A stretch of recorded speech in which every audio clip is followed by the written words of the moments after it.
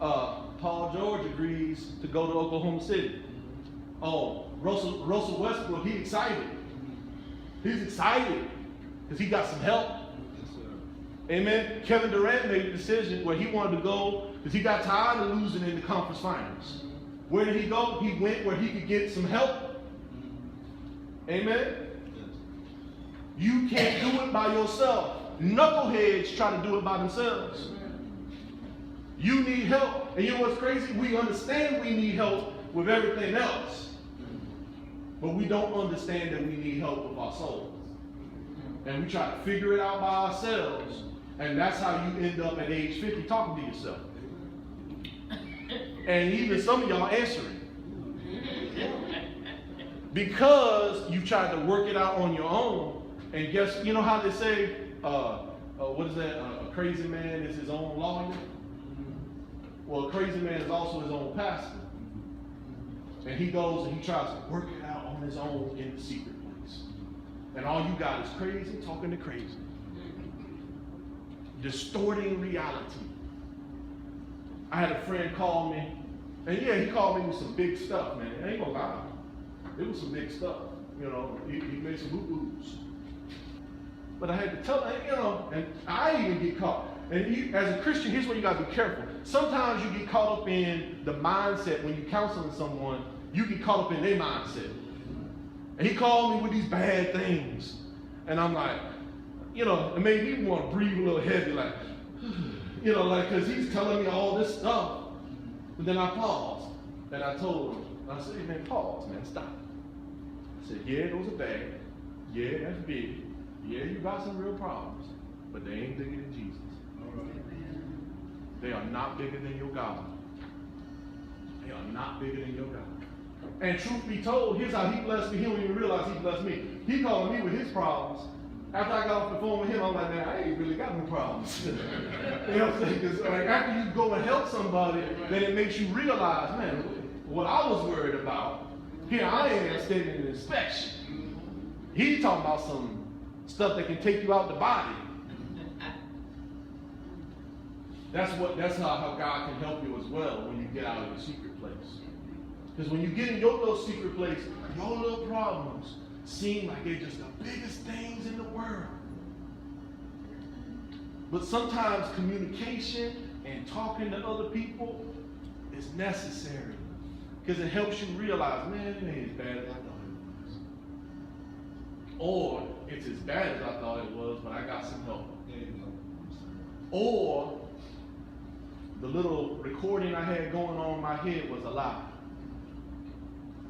But you'll never know that until you get out of your secret place.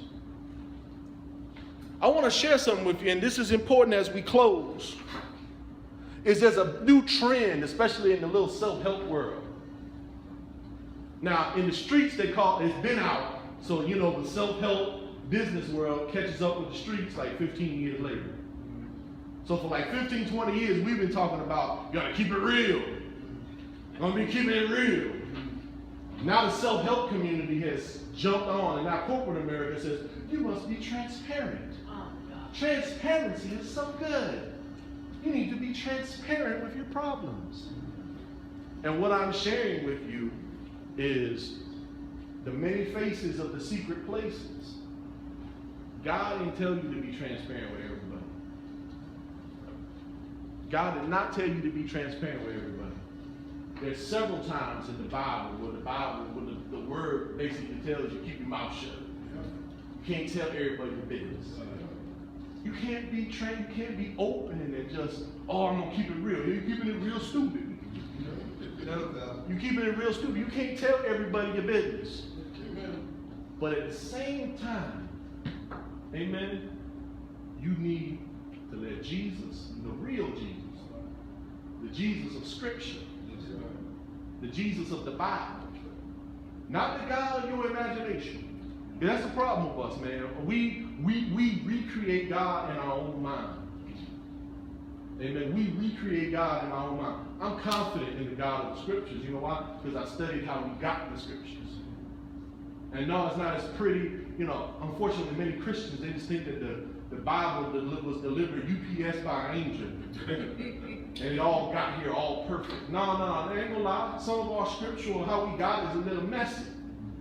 But I see God, when I study it, I see God even in the mess. Because we don't even have one source where the scriptures come from. We come from 2 separate sources. Amen? And how we got our scriptures is from 2 separate areas. So I have faith in the historical record of who Jesus is. And I study those scriptures so that if I was studying Dr. King, I would study books on Dr. King. Amen? If I'm studying Gandhi, I would study books on Gandhi. But since I'm studying about Jesus, I'm studying the best historical records available about the man that I believe in. And when I study that, I study to know him. So when I'm dealing with spirits, I'm aware of what spirit I'm dealing with. This Jesus didn't look like all the pictures that you've been fed. But it's deeper than that. This Jesus didn't act like what we've been taught all the time as well. If you say anything tough nowadays, people go and say, oh, you ain't a good Christian. Go and read Jesus. Jesus took some cords. You know how grandma used to say, go get the switch off the fence? Jesus took some cords and beat some people out the temple. Now how soft is that Jesus? He literally saw them selling stuff that they shouldn't have been selling in the temple, and he took switches and started beating their tail. Get out of here with that! But then if you say something that sounds slightly a little rough on Facebook, then they're like, oh, I thought you was a Christian. I am a Christian. But I follow the Christ of the scriptures, not the Christ of your imagination. So we got to get back in touch with the Christ of the actual scriptures and not what people have been telling us about Christ. Christ would talk tough. Christ would talk rough. Especially when people were full of pride and religious pride. Jesus would tell off half the preachers in Woodbridge. All these guys who are collecting all of, taking advantage of people monetarily, Jesus would tell off half the preachers in Woodbridge. If I'm wrong because I ain't willing to tell them off yet. If I'm un-Christ-like, it's because I ain't got the gumption up to tell them off. Because I don't want to tell them off and then, oh man, you hear about that crazy preacher? Amen. I don't want that to happen to the hill. So if I'm wrong, I actually need to be meaner to be more like Christ. But a lot of times we don't understand that. And then we have the audacity to get rough with the person in the street. We got it flipped upside down. Jesus got rough on the religious people. But the person on the street, he was kind and tender to. So we all don't go and believe all this madness about being transparent or quote unquote keeping it real. No, you need a secret place. The question is, can you turn to your neighbor and say, neighbor, what are you doing? In the secret place? Amen. That's the thing. Is Jesus up in the secret place? The real one.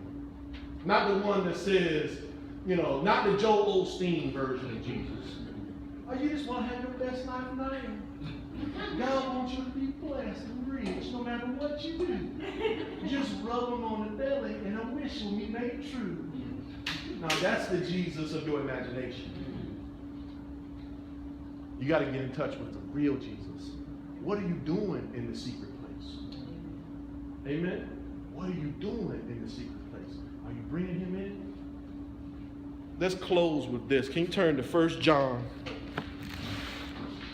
chapter 1? And we're done. 1 John chapter 1, verse 5. This then is the message which we have heard of him and declare unto you.